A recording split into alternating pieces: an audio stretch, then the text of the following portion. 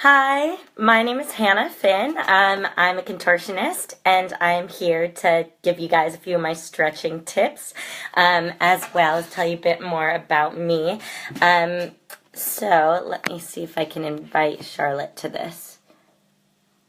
Sorry, I'm kind of, yeah. All right. Sorry, guys.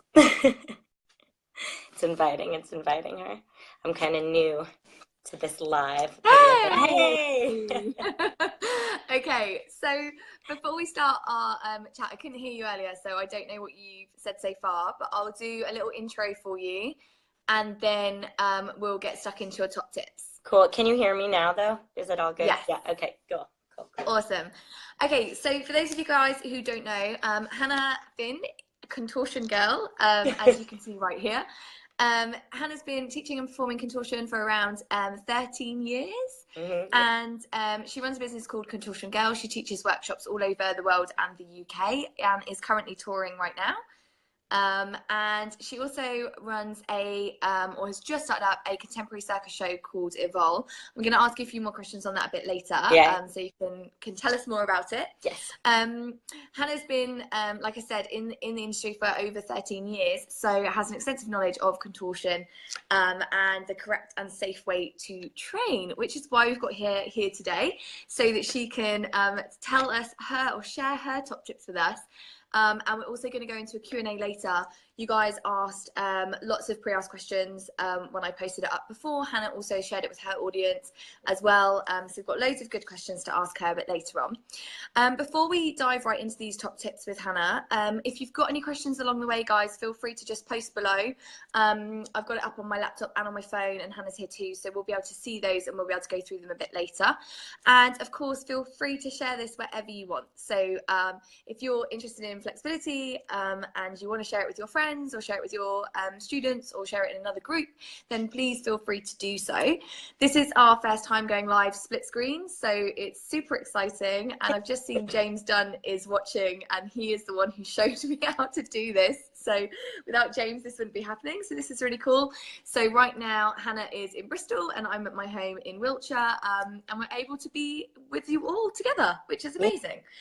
So Hannah, do you want to do a quick intro on yourself? Tell us a little bit more about yourself. Yeah. I mean, you kind of covered it, but yeah. So yeah, I'm a contortionist. I've trained, performed, taught for over 13 years now.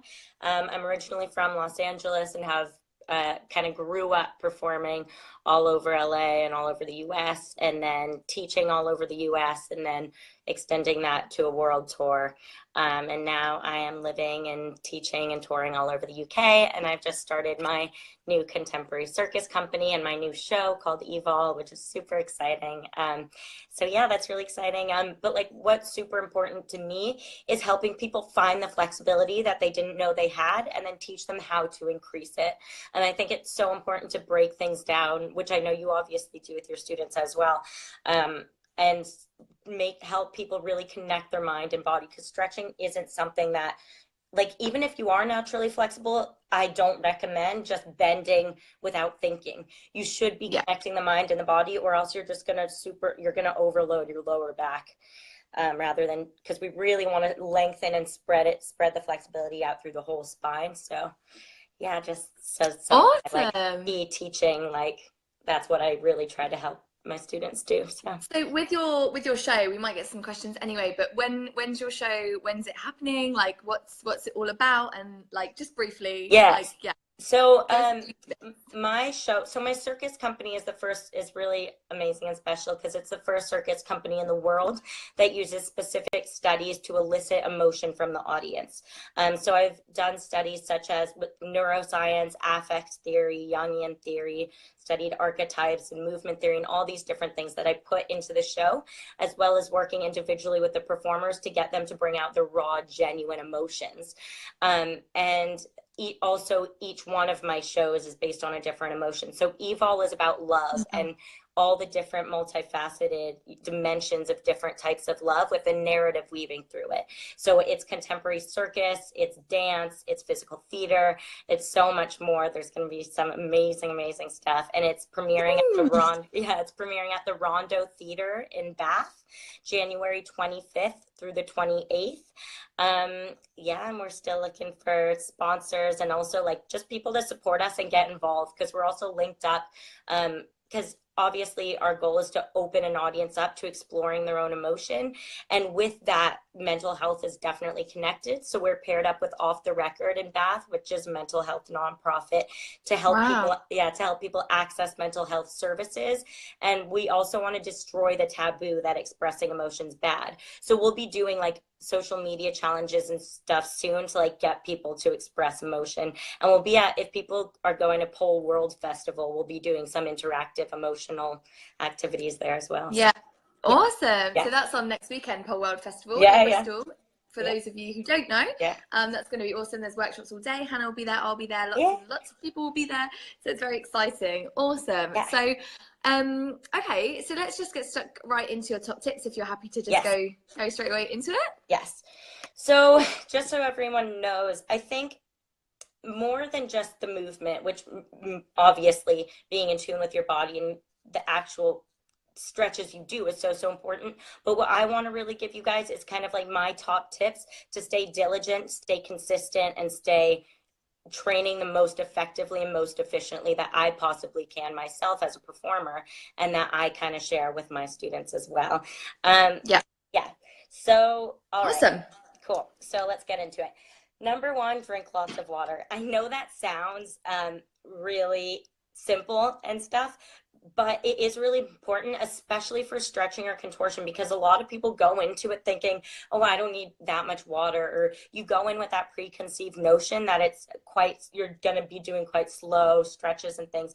And even if you are doing passive stretching and holding, you need hydration, because contortion and stretching actually, as you know, is quite tiring. It's exhausting for the body, and you use a lot of energy. And so it is super important to stay hydrated as well, to stay flexible and warm. So just to people go ahead. underestimate that one, don't they? They definitely underestimate it when they come to a class or something. I think it's like you say, it's really simple, but it's one that a lot of people do forget about. So I think specifically for like stretching and contortion, because people like have this like idea that stretching and contortion is quite slow and passive and stuff, but then after classes, people are always like sweating and, oh, this is a workout. I always say in my classes, I'm like, for anyone that didn't think contortion or stretching was a workout, like come take a stretching or contortion class, and then you'll see. So water, definitely very, very important, water. And because also you don't want to be dehydrated while you're stretching. That's literally the worst. Okay, so drink lots of water, number one. Number two, breathe.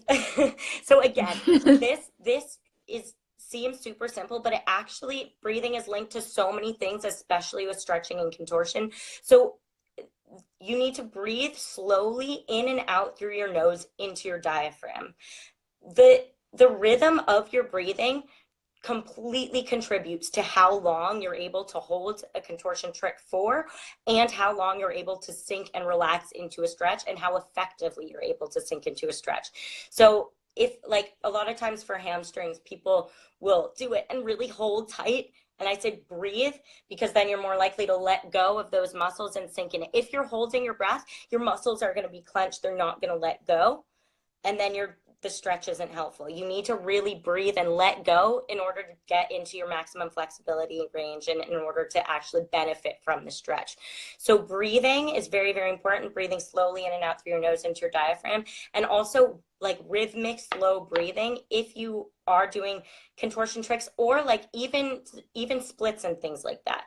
Like when you're working anything that you want to build your endurance with, breathing slowly will help you sink into the stretch more, as it'll help your muscles relax, but it'll also help you stay there, because especially, like, this is true with legs, but especially with back bending stuff as well.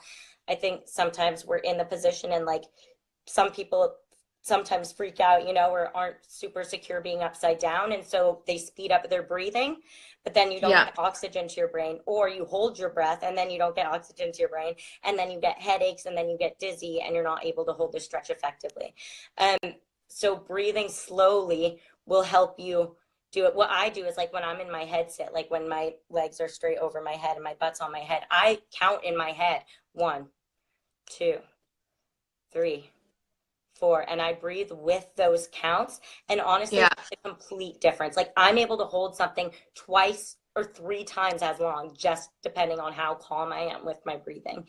I think it's really like key what you just said though about it applying to like any endurance kind of activity. So like if you were running, for example, breathing is obviously a massive part of that. People have to like learn to breathe in that kind of form as well. So I think that's really key, and I think you're right, like people don't think about it necessarily like associated so much. And it also comes back to the mind body connection as well. Like if you're breathing like and relaxing like you would in meditation or in something like that, it kind of comes back to that. So and especially like if you're able to take that even a step further and connect your breathing with that part of your body, because your brain, so this is where my neuroscience actually helps with my contortion too, because your brain literally controls everything. Like whether you're conscious of it or not, your brain sends those signals to your body.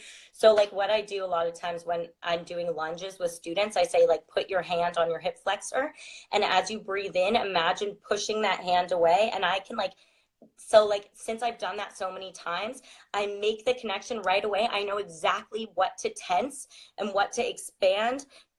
I know how to activate my hip flexor in an instant, so by practicing putting a hand there to make contact and be able to isolate that muscle, you'll also not only be able to tense that muscle and learn how that feels, but also learn how to relax that muscle and trying to breathe into it. And when you breathe out, if you're able to feel that muscle, like feel what it feels like to let it go, that's even better. And more, if that makes any sense. I've done some stretches before as well, which you like with another contortionist, where you rub on the muscles to make you imagine lengthening them. So it's like again that feeling, and like if you're touching something and making it think about lengthening, it's all to do with the mind body, like you say. So I really like that. That's really cool. Definitely really cool. So tip number 3 is try to stay off your phone. So I know it's really, really tempting. And I've seen this become more and more of a thing in actually my recent years of coaching more than when I was really training when I was younger. But so obviously it is really important sometimes to film yourself. And what I do is I set up my computer and just film my whole session, so then I can look back later, or if I try a trick, I can check it. But what people get in the habit of doing is going on their phone, filming it, and then filming whatever they want to film, and then either posting to Instagram right away or getting distracted and stuck on their phone. And first of all, the commitment with that, like to really be into contortion and stretching, you really need to be in the moment to fully get the most out of your sessions, to be able to practice these techniques that we've been talking about letting go and breathing. And fully relaxing the muscles. So like having your phone right there after you've just filmed yourself you're not in the zone in your body. And also your muscles can only stay warm for so long. So if you're doing something and you're stretching and then you completely come out of it to post something, it might seem small in that minute or however long it takes to post something. But if you're doing that 3 or 5 times during your session, or watching videos over and over and over again, or getting distracted, like it will make a big difference. For sure. I like that one. That's a good one. So you should apply it to like everyday life too. You can. You really can. Okay. So make sure that you're doing make sure you're doing a stretch correctly. So incorrect technique can lead to an ineffective stretch, and also even injury. So like technique is so important. We all think about no technique's important and no, we should do correct technique, but the thing is like, if you don't have enough opposition in a stretch, you're not going to feel it. It's not going to actually be a stretch. So what you're going to be doing is wasting your time. A lot of people spend time stretching on their own, and they're actually like I see like about half the time that people spend sometimes stretching is they're not actually doing effective stretches. Like, for example, if you're doing, oh no, if you're doing like a wrist and a forearm stretch, let's say, I'm sitting, so it's not gonna be like, but when your hands are like this, kind of, you get the idea.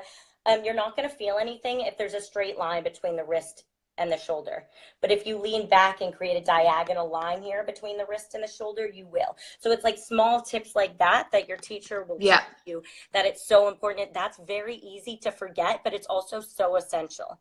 So correct technique will be the difference between you getting a really great effective stretch and you not stretching at all. So that's one thing. And another thing is you could be injured. So I see a lot of times when I'm teaching, especially with shoulder alignment, if someone's doing a stretch and they tell me my shoulder's hurting or a bit clicky or feels a bit weird in this, I go through it with them and look at it and check their technique. So I always say, if things hurt, check your technique first. Make sure your technique is correct. And then if it's not, then we can, and it still hurts again, we could talk about maybe you've had an injury there in the past, or, you know, it might be something else.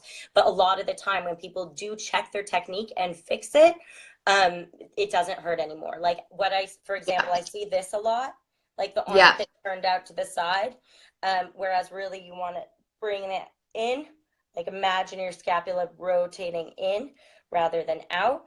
This makes a big difference. If you're in a stretch like this, that's not great. But if you're in a stretch like this and stretching back and lengthening like this, that's perfect.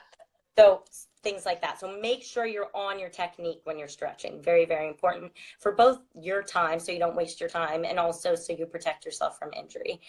So yeah, that's my fourth one.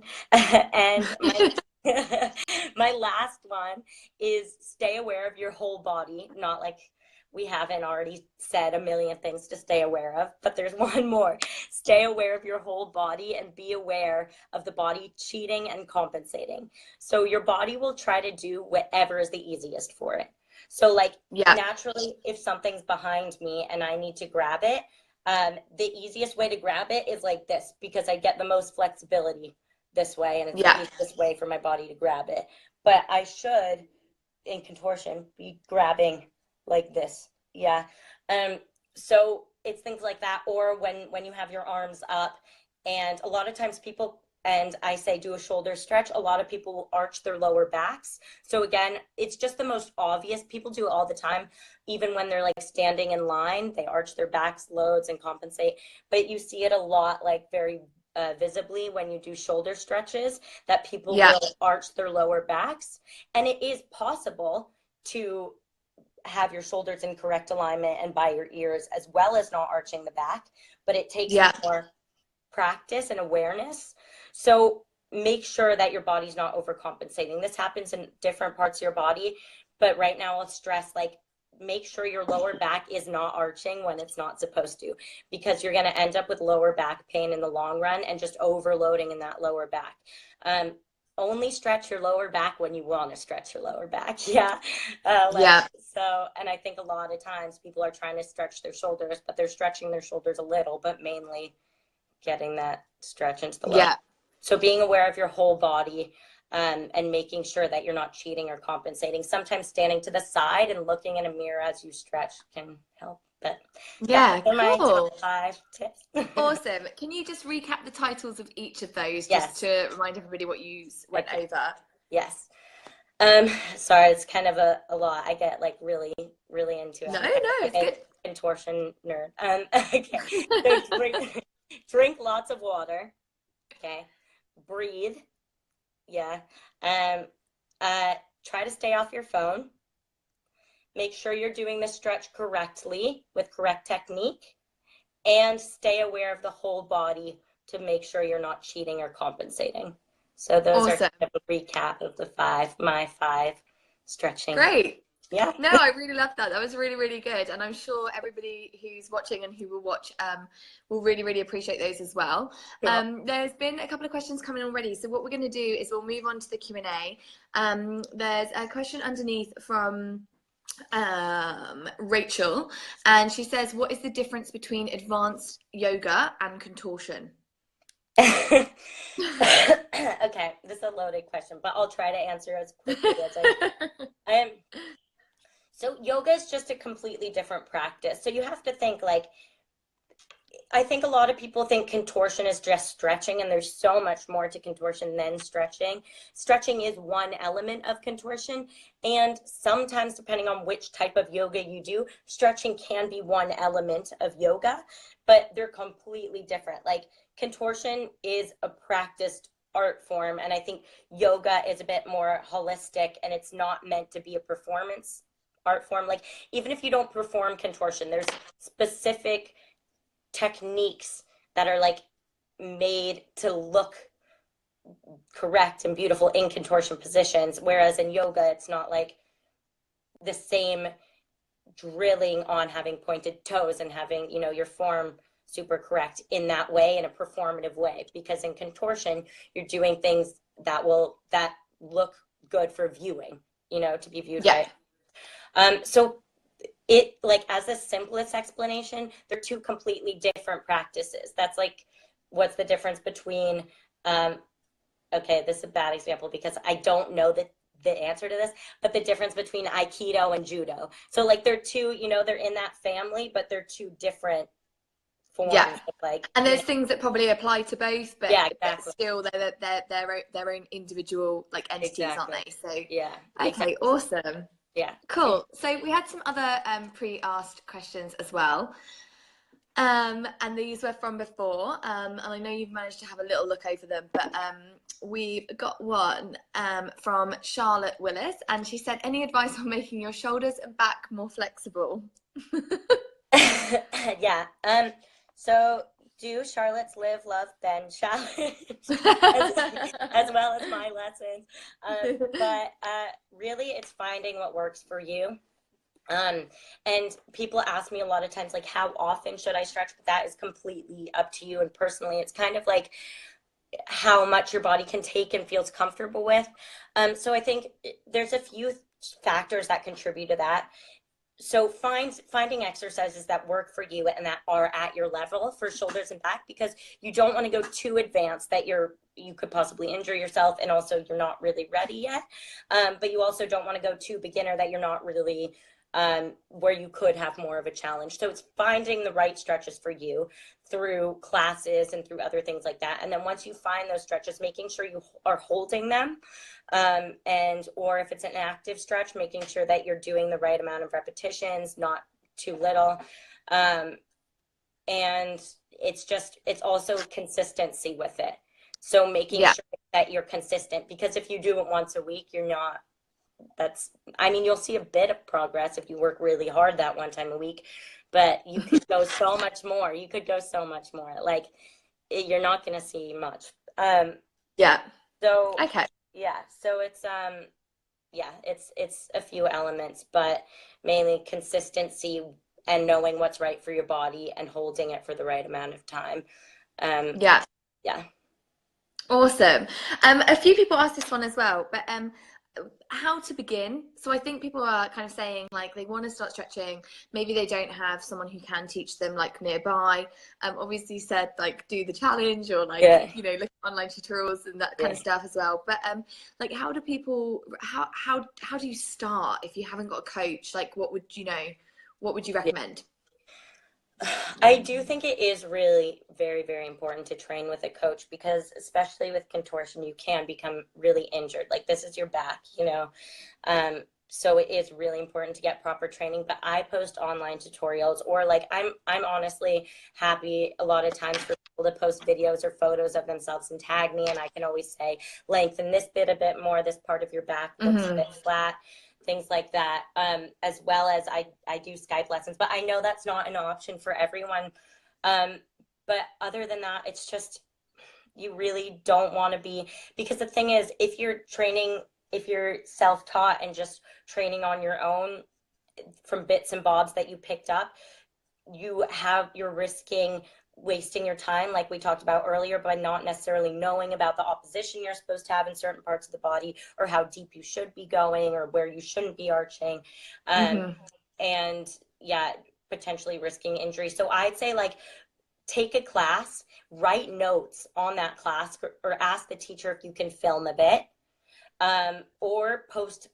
Like, now with Instagram and Facebook and everything, there's so many resources that you can reach out to and just say, definitely. hey, is my form right on this? Or like, if you did take a yoga class and saw a stretch, you could always do that stretch and post it and tag me or Charlotte or whatever, or any contortion or stretching coach, and say, does this look right, or what can I do to improve on this? And I'm sure they'd be happy to give you some tips, and then start building your repertoire from there, and go to class when you can, So yeah. Awesome. Okay. Someone else also asked, Mariko, she asked, which muscles should and should not be engaged when backbending? She's heard that she should engage her abs and relax her glutes, but why should she relax her glutes? Okay, so this again is a loaded question, because when bending is very general, like in specific tricks, you're going to be engaging in certain parts of the body. I mean, so like, I'll answer quite generally, but in contortion, you do have to be very strong, and you do need to stay engaged. I always explain to my students, when I'm contorting, I'm making sure to engage in one part of my body and relax in another part of the body. So a lot of times that is the abs and the core and even the pelvic floor sometimes. But sometimes I relax my back. But the thing is, but most of the time I relax my back while those things are engaged. Or sometimes I engage other parts, like when I'm doing an elbow stand, I really push with my shoulders and engage here, but still relax my upper back. So it's finding that contradiction of engaging certain parts of your body while relaxing others. In terms of what she's talking about the glutes. So in terms of the glutes, this isn't like a one like size fits all kind of thing. One size fits all. But what I say to my students, I'll give Cobra for an example. So like, what I tell my students is, as they're going up into Cobra and picturing each part of the back curling forward and up and lengthening, focus on that back, but naturally your glutes will squeeze. And that's good. That's protection. But once you're in that maximum position of Cobra, once you're in your maximum, so once you've walked your hands all the way to your hips and you're arched back as far as you possibly can, you still want to engage your core, but you want to let go of that butt just to get that extra little push to hold the position. We also don't want to be letting go of our butt while we are, moving at all. Like in terms of a Cobra, if I were to hold it and then if I were to grab wall bars or something behind me, my butt would squeeze again if I would grab the wall bars, or I'd grab extremely slowly, but the butt would still squeeze a bit. So it kind of depends what you're doing, but I sometimes say, when you're in a position and holding the position and you're strong in your core and you're engaged and protecting yourself, and again, this isn't for every trick or position, but for some, you let go of your butt to get that extra bend. But as you're going into those tricks, keep that butt squeezed to protect your lower back. But generally, that's it kind of comes back to that mind to body as well, I think, like in terms of if you're relaxing, if you suddenly think about relaxing a certain part of your body, no matter what that is you decide, you automatically, your whole body will kind of let go a little bit extra, and your mind will be a bit more relaxed, and you'll be able to go deeper into your stretches. I think I think in some ways, like, whether she's been told it from what you've just said or not, it just helps you relax into stretches, which is gonna help with your breathing and the tips that you were giving earlier as well. So yeah, definitely. And there's like a lot more bend in that lower back, and using your glutes while back bending is like really a thing as well. I think people don't think about it, but I always tell people, I think people stop in their Cobras quite early, and when they actually have the capacity to walk back, and I think that's because they're scared of like arching in the part that they normally arch the most in the lower back. But if you keep going and don't put all the weight in that one spot in the lower back, if you put it in the upper back and also keep going, you'll find that you have more flexibility than you think under that one spot that you're thinking, even up like into the glutes and things like that. If you keep going back more into the hips, can help your bridges as well. Yeah. Awesome. Okay, I think I'm going to do one more. Let's have a look. Oh, somebody has written, can I come and stay with you for a year? They love this post, and you're awesome, and you're a massive inspiration. Oh, that's amazing. Oh, that was yeah, this was, where was this? This is from Rachel, and we answered a question from Rachel earlier, actually, so she's watching live too. Oh, that's awesome. And then, okay, so there's one more. Someone's written, they'd love to know more about nutrition and supplements that aid contortion. What do you make sure to eat or take so you remain flexible? Yeah, I think we'll go with that question to begin with. Obviously, you've talked already about the water and the hydration factor. Yeah. But any kind of like supplements or anything specific that you eat? To be honest, like I don't do supplements and things like that. But I mean, obviously supplements are good to keep, you know, your body healthy and everything kind of leveled where it should be. But for me, it is really important to eat healthy, but that's mainly for energy levels, and also when you're tired, you might make mistakes or, you know, push yourself a bit too far, which don't. If you feel like you should stop. Like a big part of contortion and being a good contortionist is knowing your limits, but that was just a side note. But yeah, but eating healthy is quite important because you have to maintain your energy levels. And also, especially with contortion, not all people are like this, but for me, if I don't eat enough before I contort, I feel sometimes like quite dizzy, and if I eat too much, I just feel like so nauseous and bloated. So like it's that balance. Before performances, I always eat like chicken and broccoli, like just plain food, like, and some rice, maybe some rice, like an hour before I perform, or an hour and a half even beforehand. Okay, cool. So just like more thinking about like fueling your training rather than it specifically having a certain like benefit to it. It's more about just like feeling good to train, so you can train to your potential. Yeah, exactly. And there's also like tips, like obviously contortion is very slow, but you're also balancing and holding these tricks that you don't necessarily want to be really shaky for and jittery for. So try to stay off the sugar before you're contorting and things like that, because although it will give you energy, but it might make you shake, and you really want to, or just rush into a trick, and you want to go really slowly in contortion, you know, you really want to be so yeah, that's another thing to kind of watch. Yeah, awesome. Yeah. Cool. Well, thank you so much for coming on today, and thank you for sharing your tips with us. Is there anything else you'd like to share with anybody before we finish? Just follow me on Instagram. It's at Hannah Finn, 2 N's in Hannah and 2 N's in Finn. And then definitely stay tuned. Like follow my emotive circus art stuff, since we're just starting out in the UK, and we'd love to have support, and we really want to build this network of people coming to see the show, but also like just getting that awareness out about mental health and things like that. And so my Instagram for that is at emotive circus arts, so EMOTIVE Circus Arts. Awesome. And yeah, stay tuned. Cool. Well, we'll post that below. So when we finished, Hannah can post below her Instagram names for herself, also the Circus show. Yeah, feel free to share any links and stuff like that as well. So if you've got like a ticket link, or I don't know if you've got a Facebook event or something like that for the show too, feel free to post that below as well, so everybody who's watching can have a look. But thank you so much for joining us. Thank you so much for having me. Oh, and as I said before, I do teach like private lessons, Skype, and I'm booking workshop tours in the UK. So if you have a studio or want private sessions, I'll like put links down their stuff too. But thank you so much for having me. I really appreciate it. Yay. Thank you. Thank you for coming, and we will speak soon. Yes, definitely. Thank you so much. Bye, everyone. Bye, Charlotte. Bye.